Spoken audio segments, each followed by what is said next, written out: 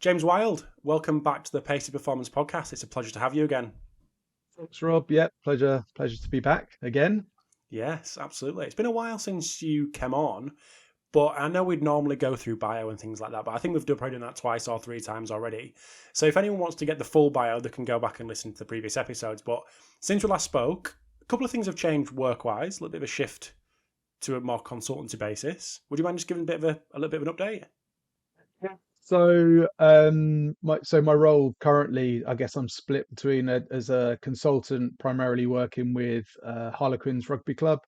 So that works out to be about kind of 3 days a week. But so that is in an R&D capacity as well as maintaining the kind of speed related stuff that I've been doing there for a while. So that involves really, any kind of project-based work. There might be aspects of the game or individual things about players that we want to look at and delve in deeper a bit more, try and get, some actionable information to help kind of drive performance forward. And then still, yeah, as I said, doing the speed stuff with those guys. So it's going kind of 8, 9 seasons, I think now. Outside of that, then I am still lecturing at the University of Surrey in sports science, and then I kind of do various bits of project-based consultancy stuff outside of that as well. But yeah, so that's kind of where I sit at the minute. And I've just come to my mind from what I saw on Twitter the other day, second version of the book. Yes, second version of the book. It is out. Yep. Horrible. Hate. I don't recommend writing a book. It's not pleasant. But yeah, so that's out. Finally put to bed my PhD, which is a relief. And then there's two book chapters that are going to be coming out.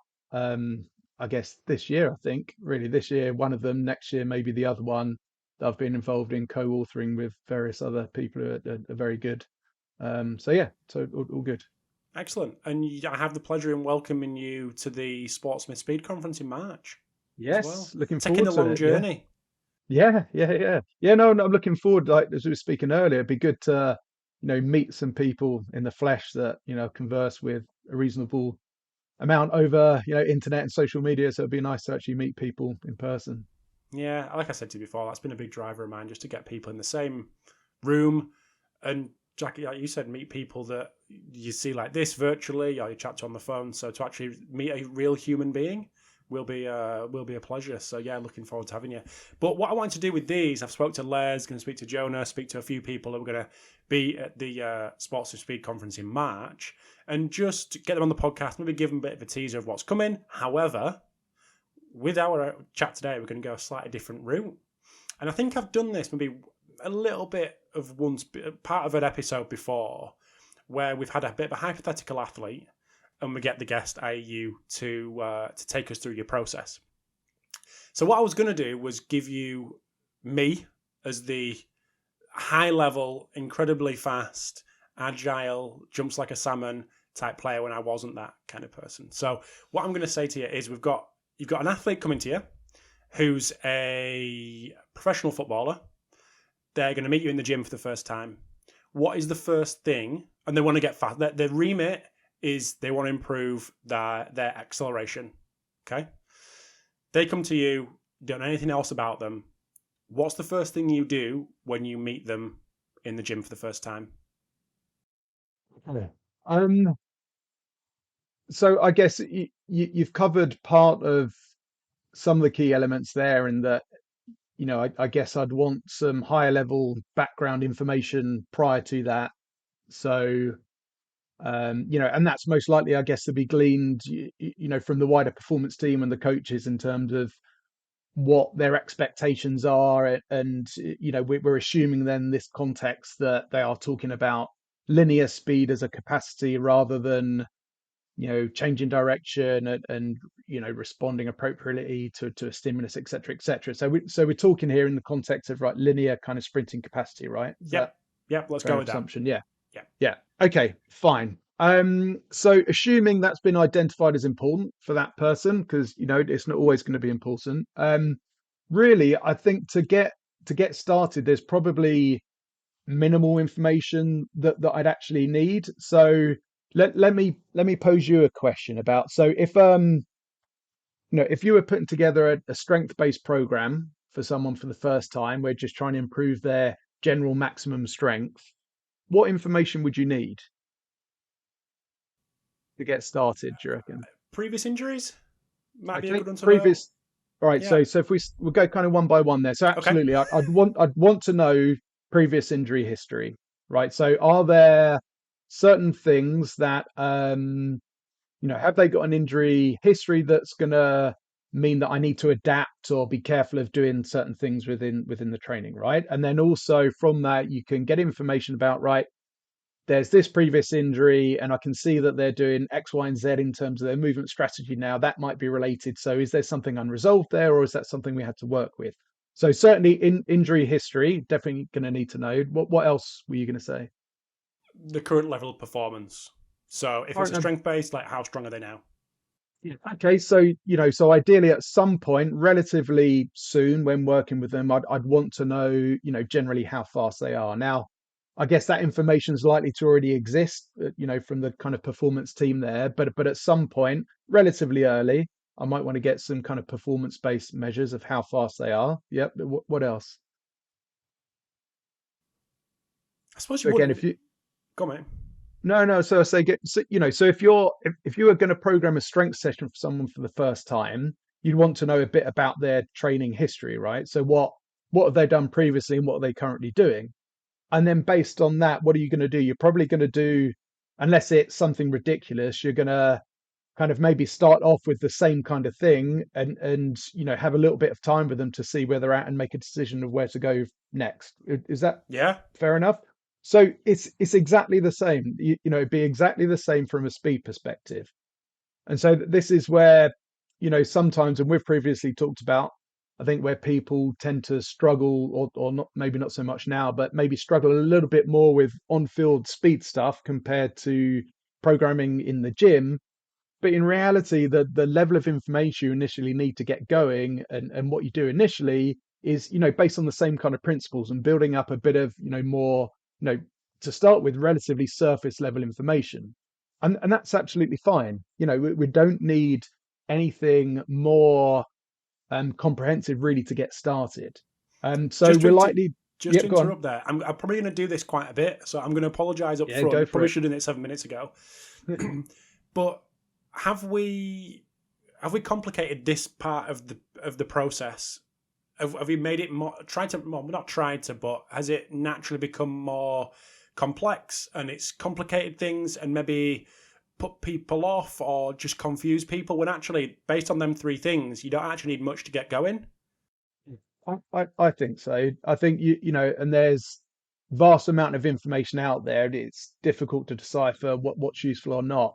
But in terms of getting going with someone, that's all you need, right? Because you can't you can't make real individualized prescription for someone without being able to build up some information about them. And being able to build up some meaningful information about them is going to take time, right? So, I'll start with a few weeks of, stuff, exploratory stuff, really, of seeing where they're at, trying to make some decisions as to where to take them. But during that time, I'm going to get them doing some speed related stuff, but it's going to be closely linked to what they've already been doing already and just tweaking and prodding and see how they get on with stuff. And, it's exactly the same as setting a gym program for someone, right, in that regard. So yeah, I do think there's a tendency to overcomplicate things from the start. Um, go on. I was just going to say, based on our previous conversations, would be if you had endless resources, endless amounts of time to build up this package of information and detail of information, would you do any sort of assessments before you actually get them out there on What the would I track or do? pitch? Would you do any No, specific? Okay, cool. no, nothing specific. I'd want to ideally have prior footage of them if possible. During matches and training, and just to kind of start to get a feel for them, and then any prior information that exists from the performance and medical teams. But I wouldn't necessarily do and again, given that if I've got a reasonable amount of time, then I'm not going to want to do any kind of test right off the bat with them. Really, I'd want to start to build a more subjective picture of the individual and try and understand them a bit more from that, from a more I guess, qualitative standpoint. Along the way, yes, I'm going to collect some data on them, some more kind of objective based information as well. Um, but but right from the outset, I don't necessarily need that. But over that kind of initial exploratory period of them, I want both forms of information to come together to eventually inform what I might do with them from a more kind of individualized standpoint. And it really, one of the things that does wind me up is, you'll get some, I know, maybe coaches that say, often like track coaches, or no, that's probably not fair, not track coaches, but any kind of, more sports coach say, oh, sports science is bullshit. We don't need that information. We've coached for years. We have the experiential knowledge, etc., etc. Discounting anything number based, and then you've got the other end of the scale of, people, oh, we need these numbers, this information to direct things, and it's not one end of the spectrum. It's a combination of both is best. Just relying on numbers alone is and not considering context and history and that more qualitative understanding is definitely likely to do the athlete a disservice.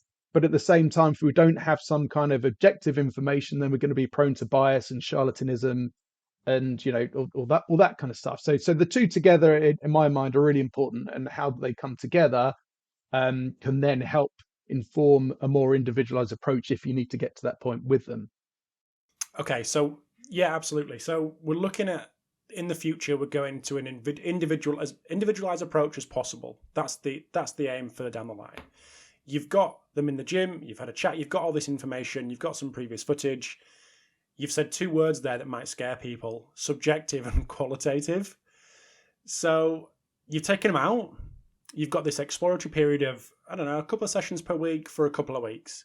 What are you looking for when you're watching this guy or girl sprint? So you're doing some training straight away.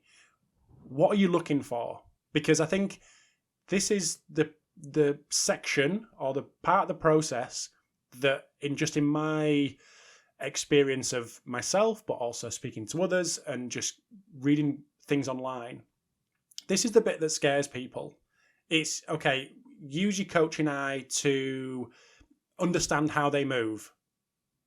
Right, okay, go on. Like, what am I looking for? How am I building this picture? And without experience, obviously that helps. But the majority of people out there will be coaches with probably a lesser end of experience. So what are you actually looking for? And how can we help build this picture to be able to move on to the quantitative stuff, if we get there at all?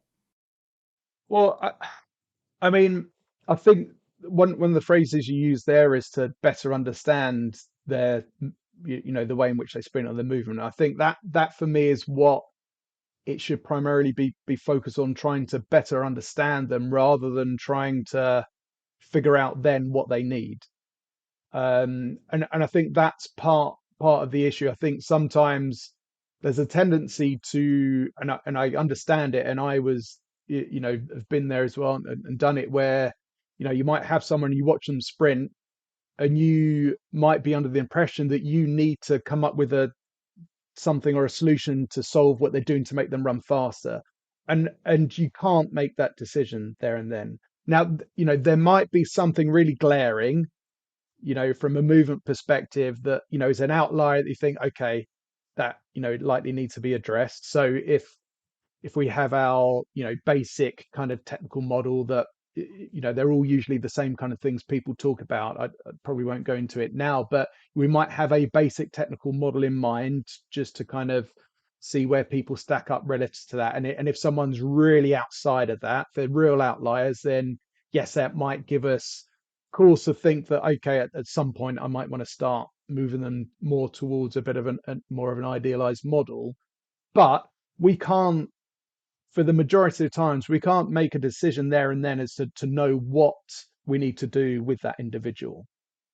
One of the things I get really quite frustrated at, that, right, when I first kind of, sorry, when I first sound really old now, but when I first started kind of speed coaching, that kind of stuff, I would be quite, I'd be watching the individual sprint and I'd be thinking to myself, right, okay, I need to see what they're doing technically, and try and work out something to try and make them faster now.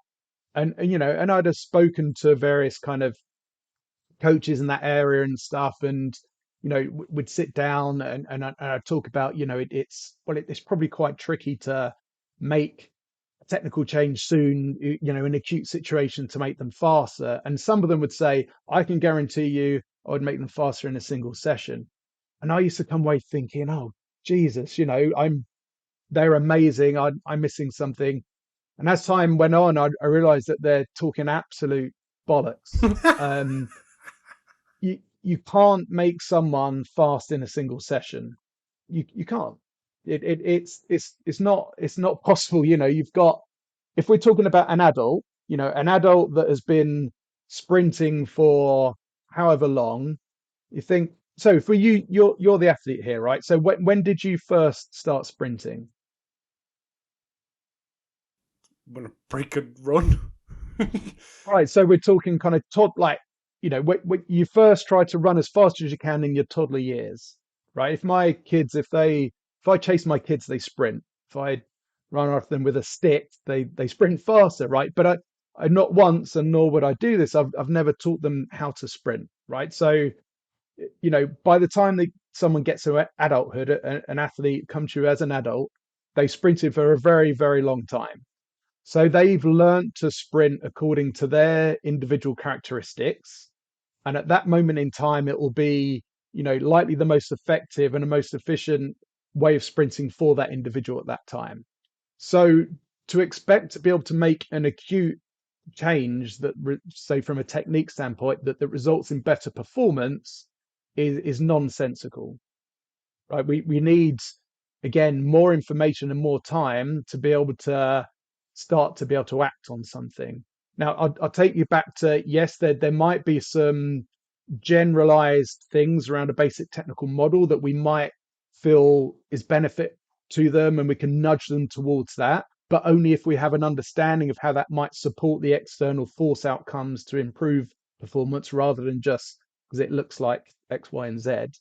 Um, but it's about building up, a picture of that individual over time, and using that time period for speed training itself. Okay, so having someone just sprint without you commenting on how they're doing it from a technique point of view is absolutely fine. And it's the most effective kind of format of the speed training, because ultimately we're trying to do what?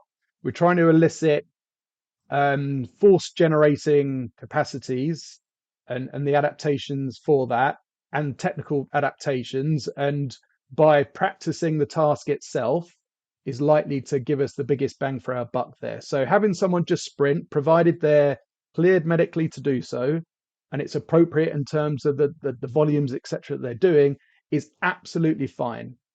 We don't need to have much in the way of a technical understanding of how they move. So let them get on with it, because they're going to be doing it anyway, and you might want to help them build up better tolerance to it. So during that, going back to your initial kind of question there, during those initial few weeks, just letting them crack on is fine. And observing them in the way in which they move.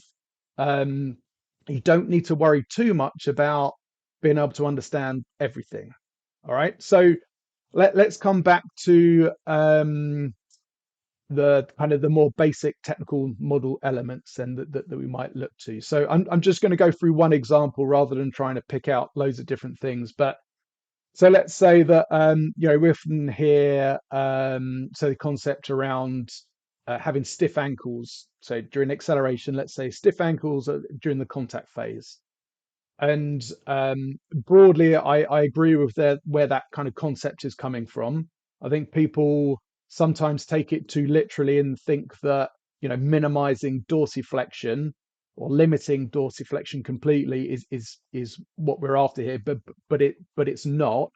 And in fact, more dorsiflexion in some cases is shown to relate to, say, a higher ratio of force, so being able to orient the ground reaction force more horizontally during acceleration. But what people are mainly meaning is limiting the amount of which the heel drops towards the ground, because we have to have ankle dorsiflexion, but primarily in those first few steps, we want that to come more so through the shin rotating forward as opposed to the heel dropping towards the ground.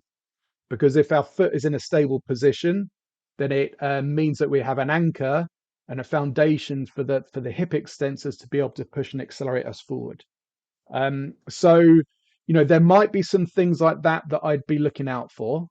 So I'd have this generalized technical model in mind, stiff ankles. Okay, so what do I actually mean by that? Well, broadly speaking, I don't want to see a big heel drop towards the ground and one that stays there prolonged. And then my center of mass is, moving further forward of that base of support.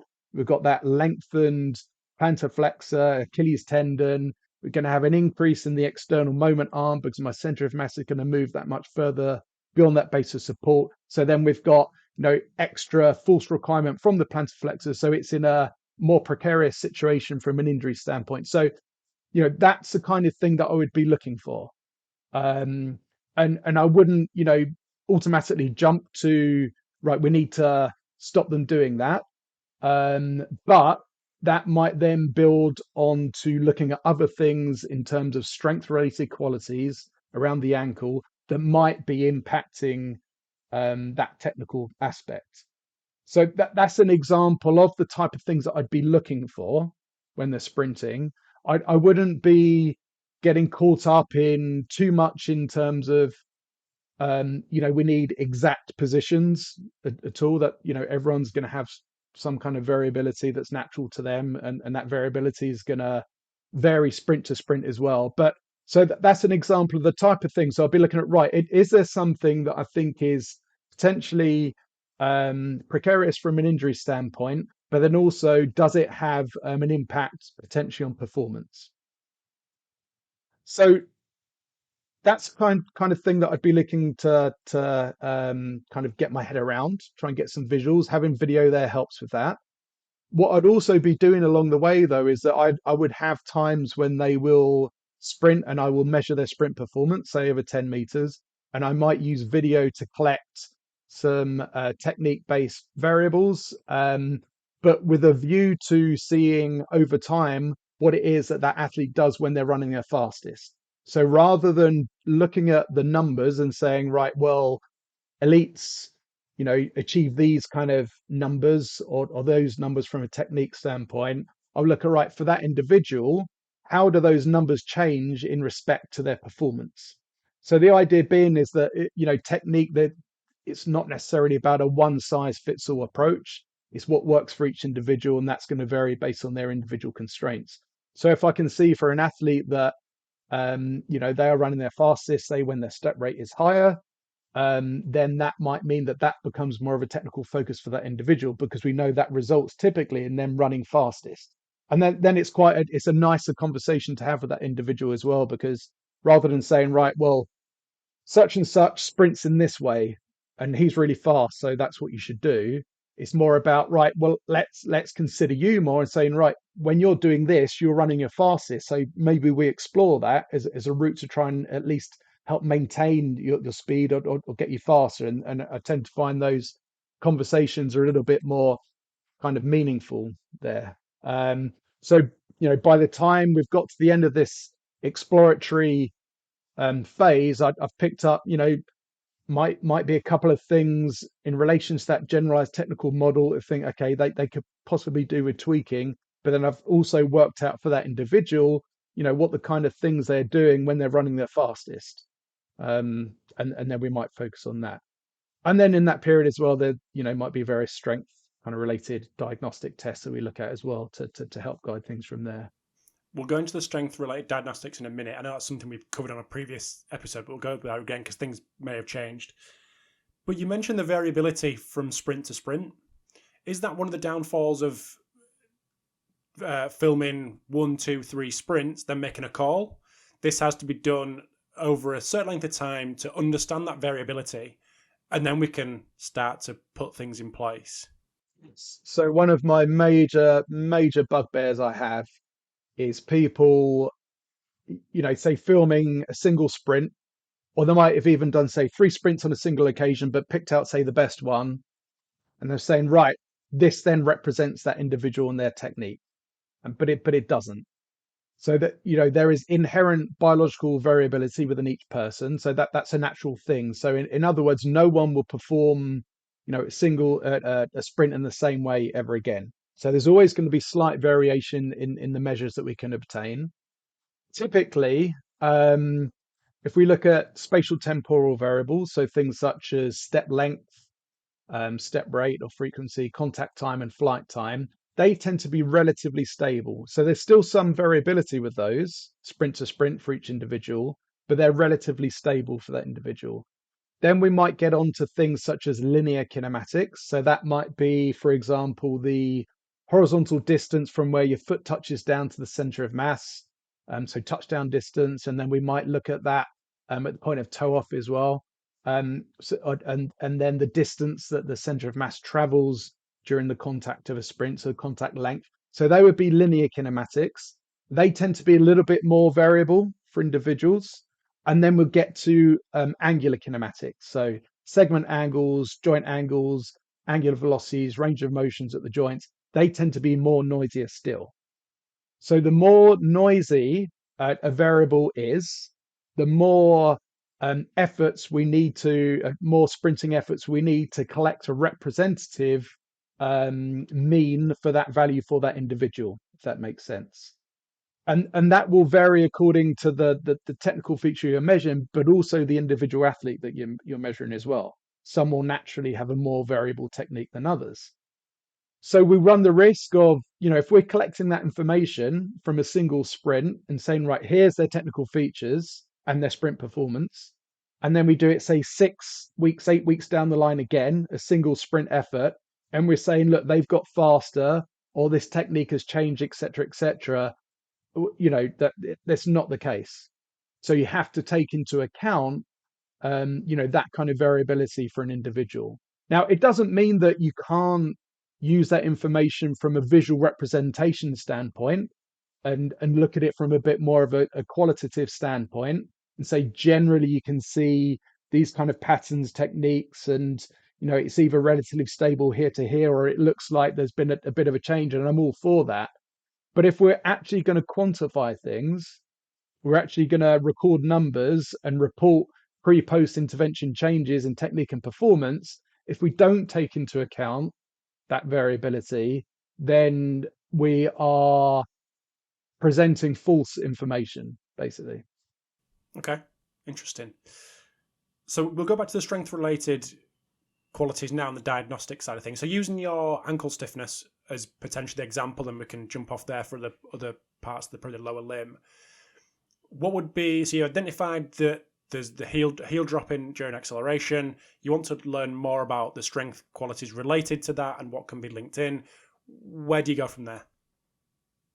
Yeah, so as you say, we've talked about this a bit before, so I'll try not to go over old ground. And there's obviously a number of different ways to do things, but I always try to link things to the internal joint um, joint kinetics of the athlete, because essentially the internal system, the muscles crossing the joints and the moments of the torques that they're producing are ultimately what combine to help influence the ground reaction forces. And that's what I kind of tie in most closely to my gym related strength stuff too. So if I'm wanting to look at, as you say, the more kind of ankle stiffness type measures, I look at a unilateral in place jump test. So based on similar to the 10-5 method of kind of that Damien came up with, but an adapted kind of single leg version. But so, just hopping up and down. So I'll get reactive strength index, contact time, and flight time. And I know that the contact times are very correlated to vertical stiffness. So I won't just look at the RSI, I'll look at the contact time as well. But so broadly, that would give me my kind of ankle stiffness and reactive strength type measures. I'll then use a hip extensor torque assessment based on methods of John Goodwin, but again adapted and look at the more single leg version. So So what's that? So like just to jump. Oh, sorry, mate. I've jumped in no, before no, you were going go to on. explain it. Just would you mind explaining that? What that Yeah, actually yeah, looks like? sure. Sorry. So you'd imagine someone lying on their back, hips fixed beneath an immovable bar. The side that you're testing, the heel's in contact with the force plate. You're then bent at the knee. the other leg's up, as if you're trying to do a single leg hip thrust towards trying to push the bar up towards the ceiling. So then I can get, peak kind of force, and we could look at torque measurements and, rate of force type measures. So I can get, right, my hip extensor force generating capacity, what's that like? Because that's particularly important for the first portion of the stance phase and accelerating the center of mass forward. And the hip and the ankle, their relationship's important. And the research shows kind of over and over again that the hip and primarily more so the ankle, those joint moments are more related, and the joint power is more related to acceleration performance. But then the knee is still important as well. The knee's got to function effectively as well. And we know that something like a squat jump is perhaps a bit more knee dominant, to coin a nebulous kind of term. But so I'll use squat jump based assessments. I might use something like JB and Samazino's squat jump profile.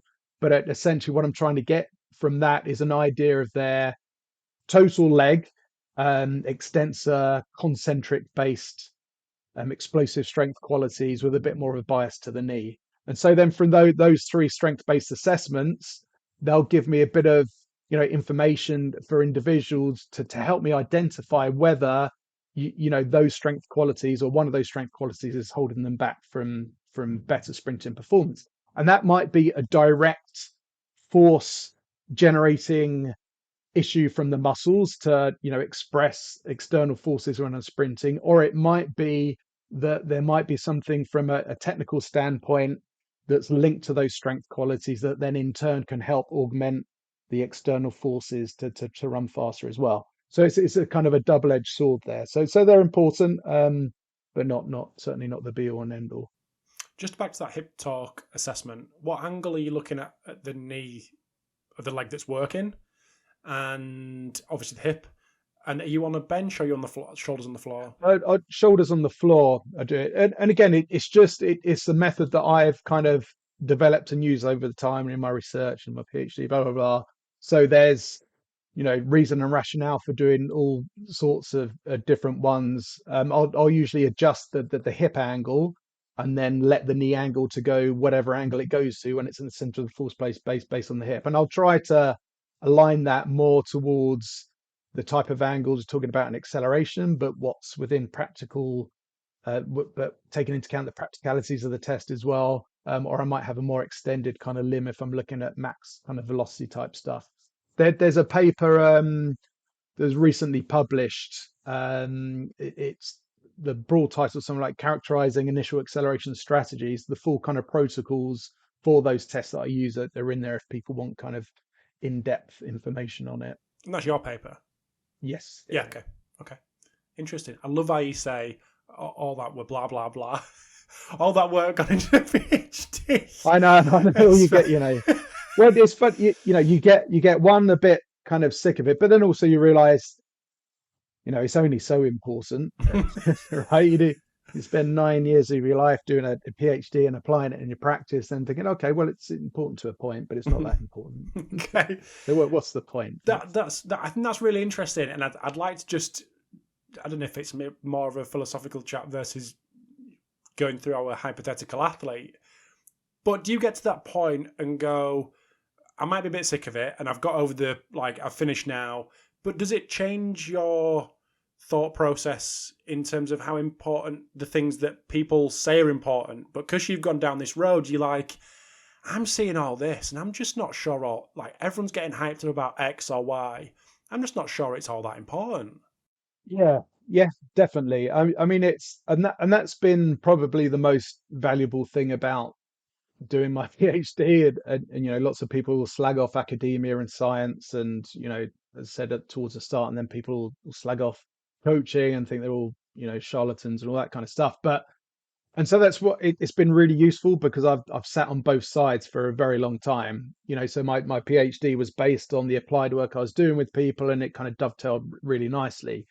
But yeah, so you get to a point, and uh, people will bang on about context, right, and understanding the bigger picture, and it really is important, because it's very easy to get bogged down with the minutiae. and you might hear someone say this thing is really important.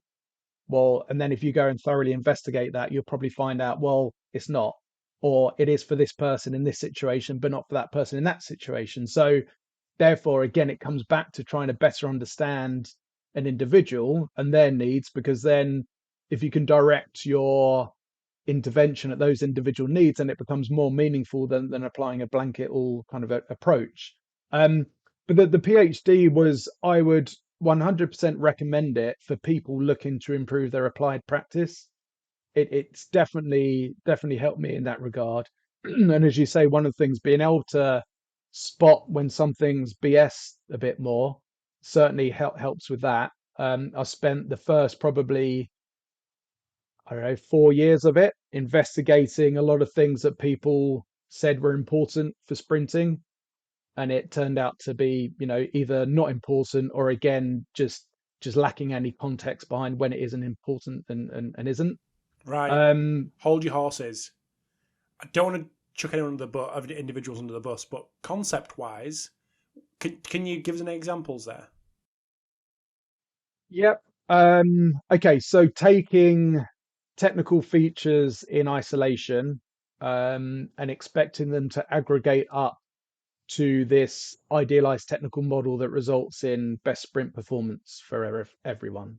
That's I spent a long time, and the original intention for me was to try and find out, the techniques that were transferable across people that would be most important for their performance, and I just couldn't find them. One is a slight issue with the way in which that research was carried out. Like, to expect that result is probably initially naive on my behalf, but I had to go through that process to find out that, you know, we need to consider things in much more of a holistic way in order to, take someone forward. You cannot expect everyone to sprint in the same way. It's impossible. You've got a single person won't sprint in the same way twice. So to then expect someone with a very different physical makeup to, adopt the same technique as them and, improve their performance, it just, doesn't quite work like that. So again, it comes back to, yes, having a general idea of basic technical elements is useful, but then I also find with a lot of those technical models is that they end up just explaining how people sprint, right? So, rather than saying, I don't necessarily agree that all best sprinters or all fast people sprint in this way, or adopt all these common technical elements. There are certain things that, would make sense, common sense, and you can see how they might link to the external forces to drive motion of the body forwards, and how they might help prevent, injury to some extent. But people have got an amazing way of compensating based on their various characteristics to still achieve same performance outcome. So it's, trying to unpick all of that can get quite messy, which brings me back to what we were saying earlier, in that it's fine to just let people sprint and crack on, provided they're medically cleared to do so, they're not carrying injuries, blah blah blah, and it's done in a progressive way. Let them sprint, jump, lift, throw, all those kind of stuff, and for the majority of team sport settings, that's all they need to do. It's then the window of adaptation then reduces over time, right? So, then you might need to start tweaking the needle a bit more and getting a little bit more individualized, which is then where more of the sum, more of the individualized picture of the person becomes more important as you go. So we've gone through that exploratory phase, however many weeks it is. We're transitioning. Okay, now I've kind of got a picture of what he or she sprints like, accelerates like. I've got this additional information in terms of quantitative stuff from my strength related assessments. I've got some qualitative stuff that I've done via film. Now we're starting to get into a situation where, okay, I'm going to try and make a few tweaks to improve because I've got this relatively solid picture of where this person's at. Where do we go? Where do we go from there? So let's say, for example, then, so if you're my athlete, right, or sorry, the athlete I'm working with, you're not, I don't own you, and let's say that we've found out that, typically you are running your fastest when your step rate is higher. Okay, so we've looked at, say, 12, 15 different sprints, and we can see that there's a strong and meaningful relationship between your step rate and your 10-meter time, whereby when your step rate's higher, your 10-meter time is lower, so better. And then from that also, we're able to glean, right, is that from more driven from contact time or flight time? Because obviously the contact and the flight times make up what your step rate or step frequency is. So let's say that, I don't know, we've figured out that it's when your contact time is shorter, that's when you're running fastest through a higher step rate. So what I would do is then with that information, I would sit down with the athlete, or I might be on field with them or whatever, and go through that with them, in a simple way that they can understand. I say, right, based on that information, go away and see if you can figure out how to do that. So I might let them go away for 5-10 minutes, do a few sprint efforts themselves to, see if they can figure out what that means for them. I then might get them to come back to me, and I don't know, I might pose a question, right? How does that feel? How could you latch on to a phrase or a feeling of what that's like to you? And they might say, I don't know, it's skating, or whatever it is. Okay, fine. Well, so what I want you to do now, then, I'm going to record another 3 sprints of you where you're doing that, and we're just going to quality check that the change that we're trying to make here acutely is actually resulting in the technical change that we want. So in other words, they'll come back to me, they'll sprint in front of the camera. I'll then go away and quantify, right, have we managed to make in that acute setting the technical change? So the decreased contact time to increase the step rate, has that kind of resulted in that technical change or not? So that's the first thing, because people often don't quality check that. So they might be wanting to make a technical change. So they develop some kind of cue or whatever. They then go away, but they don't actually check then if it's actually changed or not. Some of that, yes, you'll be able to see from the coaching eye, but sometimes you can't. No matter who you are, sometimes you can't see that from the coach's eye. So therefore, again, objective information to back up that is quite important. So then I'll look at that video, and then I'll look from a more qualitative point of view as well, and say, right, broadly, how do the movements look in relation to, again, more tools like an idealized technical model, roughly. And let's assume that, you've managed to work out a way in which you are, I don't know, let's say that you are terminating your ground contact phase sooner by flexing your hips slightly earlier at the end of the stance phase. All right, so you're striking the same way, just able to bring, hooking your ripping the hip forward more to help with your step rate. And let's assume that, qualitatively, looking at it, you've still got reasonable hip extension range at the end of the stance phase there. And then we might say, okay, fine, I'm generally happy with that. Right, so then what I want you to do as your athlete, all the times in the week, at the end of the warm-ups or in the speed sessions. So if the end of the warm-ups, when you're doing, some accelerations to finish off the warm-up, even prior to a match as part of your warm-up, and then during, if there's 1, 2, or might not be any, but if there's a speed session of the week and we're doing acceleration-based work, I want you to focus on that kind of technical feature for you. Okay, don't ever do it in a game or in training when you need to run fast, because you will run slower as a result. But the idea being is that the consistency of that effort over time will create a learning effect that will bias your future movement of that. So in other words, it will start to transfer over subconsciously without you knowing that it's happening. And then we'll need to arrange, ideally periodic tests to then see, right, has that technical change become stable? So you'll get them to sprint without thinking when you're testing. So has there been a change in that technique, and how has it or not impacted their performance? Does that make sense? Absolutely. And I've got a question for you. It's something we chatted about before and it's come up a few times. That periodic testing, whether it's weeks or months, what may scare people, and has probably done the same to you, is if that is not improved or it's even gone backwards. How do you deal with that? Yeah, no, you're right, and it is a thing. So I guess in an ideal world, you want to make sure that with that repeat testing, they're in the same state each time, so you can get a fair enough comparison But again, I'd bring you back to a single one here and there does not give you that information. So you might need, I don't know, you might decide over a period of 2 or 3 weeks to do, two a couple of assessments each of those weeks to build up a big enough picture. But you can track trends over time. So even if you are doing single kind of repeat tests, if you're building up enough over time, then you can start to see the trends over time rather than, again, just not relying on it at a single point here and a single point there. But okay, so let's assume that best case scenario, you can see that there's this change in performance for the better. That's what you want. If the change in technique that you're after has migrated towards that change over time as well, then that's a reasonable showcase that the technical change that you're after has worked in favor, right? If you haven't made any change, well, they haven't got slower, so that's a bonus.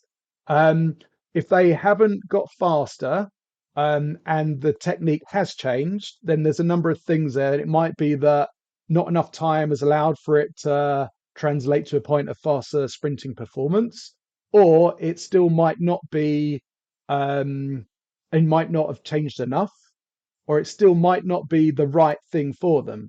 In which case, okay, let's go back further investigation. What do they need? If they've got slower and you are able to rule out factors that, I don't know, they might have been tested in a more fatigued state compared to before, or they were carrying a niggle or whatever. If you can rule out all of those things, then again, it's kind of a back to the drawing board as to, right, what's going on there that might be causing them to run slower. What I would say though is that that's probably actually quite rare, provided you've taken into account enough repetitions of the sprint, which again brings me back to, don't go to single tests and compare those alone, because you might just be at the lower end of their natural variability for that test compared to they might have been at the higher end, before, if that makes sense. So again, it's a continual kind of process of trying to combine subjective and objective information to help take them forward from there. And then obviously it's taken on board their thoughts and feelings as well as the wider performance and medical team in the picture. It's an ongoing process, but it doesn't have to be a really labor intensive one, because for a lot of it, you can literally let them crack on, provided they understand what they're doing. You don't have to be there the whole time to hold their hand to tell them what to do. It's one of the things that, I don't know why, but it grates me somewhat. I think in a lot of settings that I feel like, right, we have to deliver the warm up to the person all the time. We have to control that. We have to be there to coach them in the sprinting, to tell them what to do. You don't. Yes, it's obviously useful at times. And when you're going through the phases of exploration that we talked about, making sure they know what they're doing and you quality checked. But after that, just a periodic check in, or just a nudge of, make sure you're doing this, or you're communicating with other guys in the team that when their sessions with them at the end of the warm up, they're just nudging them about that.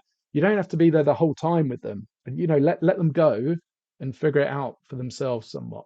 Have you become more comfortable with doing that as you've got more experience? Yes, Okay. absolutely. Initially, I thought that being there the whole time and trying to tell them what to do and was the best way to go about it. But it's not. But I guess the confidence to let that go comes through experience over time, right? And I completely understand why someone would go into a situation, and I've done it, go into a situation, feel like you have to be there talking lots, tweaking it, da da da da. But provided you're clear up front on the process, and I find this a really kind of useful and interesting conversation with the athletes to have to say, look, over this first few weeks, I'm probably not gonna do much with you. We're going to collect some information. I might ask you some questions. I might see how you respond to my instructions. But ultimately, I don't want to try and make a change until I've got more information about you. And they usually, okay, yeah, no, that's fair enough. Because you know what it's like. They're used to people coming in and saying, right, do this, do that, etc., etc. Whereas if I think they fully understand without, knowing in detail that humans are quite complex and you can't expect me to do this, trying to match me up to someone else, etc., etc. So they seem to kind of receive that pretty well. And then it buys you time, right? They can still get meaningful training in those weeks, still training, still sprinting, jumping, etc., etc. Um, and then it buys you time to build that picture to go, right, I think we might need to work on X or move towards this, or strength wise you're rubbish here, that's got to increase because that's holding you back because of X, Y, and Z, and let's see how it goes. But then also, having the confidence to say to them, look, this is my best educated guess at the minute. And not to say this is what's going to result in better performance, because you're setting yourself up for, if it doesn't, they're going to lose respect for you. But then also, I think they're going to buy into it more if you're open and honest around that with them, and get their input, rather than saying, I know what you need to do. I suppose like any project, whether it's working as a consultant or you're working as a speed coach with an athlete, it's the scope of the project. Like at the first period of time, we're going to do this. Then second period of time, we think we're going to do this. We're going to build in a little bit of leeway, project, delay or whatever it is, and everyone's just on the same page from the get-go. But I mean, the biggest thing, I suppose the biggest question maybe come in is you've made that technical change. It's taken time to manifest itself. You've improved that 10-meter sprint time. They're playing the games, and you're speaking to the coach, and they're not seeing that translate to the pitch. They're still having the same complaints as before, which is why I, or the hypothetical athlete, was sent to you or came to you in the first place. I'm sure that's a common discussion that goes on all over the world. Or I don't know if maybe it is, maybe it isn't. But how would you as a coach deal with that? Yeah, what I think, and that part of that goes back to trying to get the background information on the expectations in the first place. Is it the linear sprinting capacity? So getting just from A to B in a straight line, is that the issue for the athlete? Because, the coaches might talk about their speed, but mean it in a slightly different context. So, to change direction, they face in this situation, they can't, I don't know, stop and turn to track the defender, whatever it is, or do it in response to that person. So getting that clarity, first of all, is important. But on the other side of things, if you can enhance someone's linear sprinting capacity, then provided or by doing so, you are going to increase the number of attacking and defending opportunities available to them, right? That's if there's a gap, talking in rugby terms, there's a gap, right? If I couldn't make it before, but I've got someone faster, then there's an increased opportunity for them to run through that gap, right? But then there's a caveat as to, I guess it's missing then, providing that they are exposed to opportunities that amplify that opportunity, right? So if they're not getting chances in training to test out whether they can or not make those spaces, or get through those gaps, then they might not recognize it as an option on the field. Okay, so then part of that then, so let's say we did have that situation where we've made that change, their linear capacity over 10 meters or whatever we're looking at, it is better. But then there's that information coming back, well, it's not really translating over onto the field. Well, then the decision there is to be made is, right, well, how is the potential new opportunities available to them being amplified in practice? Is it being taken care of in their rugby or football training? If not, then right, well, it might be worth exploring more contextual based speed work where you manufacture situations to try and amplify those situations, and then allow time for that to come over into the game, if that makes sense. Absolutely. Of course. So that would be my general kind of thought process on it. Just thinking of your kids playing games or playing FIFA in the background. Do they not in the background, but in a different room? Do they play sport? Do they ever chat to you about this kind of stuff? Well, I try to. They'd have no interest whatsoever, and I wouldn't want to. Last thing I want to do is talk about it at work and then come home and talk to a kid about it as well. But so no, they don't. But but I'll try and nudge them towards certain sports to help where I can. But no, I'd never talk to them about it. I wouldn't want to. But again, like, let them do enough the variety of activities that I think is beneficial for them. I mean, I don't force them. They want to do it, and let that take care of itself. Cool. Well, there's I've got my page of notes, which I normally do every other line, but I filled it. I've had to go every line. So thank you very much. It's very much appreciated. And thank you. Firstly, where and when, it might be now, can people get the second edition of the book? And what is the book? Just give us a little brief. Yeah, so you can get it on Amazon through either hard copy or on Kindle now as an ebook. It's the title is Strength Training for Speed, Practical Are you Scientific reading it? Principles and Practical implications, but applications. But yeah, so it's basically around kind of, I guess, the basics of designing strength training to help support kind of speed development. So it's not suggesting that if you strength train you'll get faster, and other things are more important for speed development, like sprinting. But it's where does it feature within the wider program, and how can it support speed development? But it's but I think a lot of it covers principles that transfer across not just sprinting but lots of other movements in sport, and developing strength to support that. There's a video kind of library with it now, so put QR codes in so you can scan the QR codes to bring up kind of the video libraries to help people, I guess help coaches or students that need to kind of apply in the field. But yeah. Great. And it's out, people can get it now? Yeah. Okay, sweet. It's out now. Yeah. Excellent. Perfect. And last but not least, where can people find you on social media? So I guess the only place really that I'm kind of active is on Twitter. Or it's kind of pretty sporadic when I'm on there. But it's Wildy WILDY_JJ. Otherwise, people are free to kind of email me and stuff. But Okay. Excellent. Well, thank you very much for the last hour. Look forward to chatting in March at the conference. I'll let you go and crack on with your day. Appreciate it. Thanks, Rob. Appreciate that. Cheers. Nah, thanks, mate.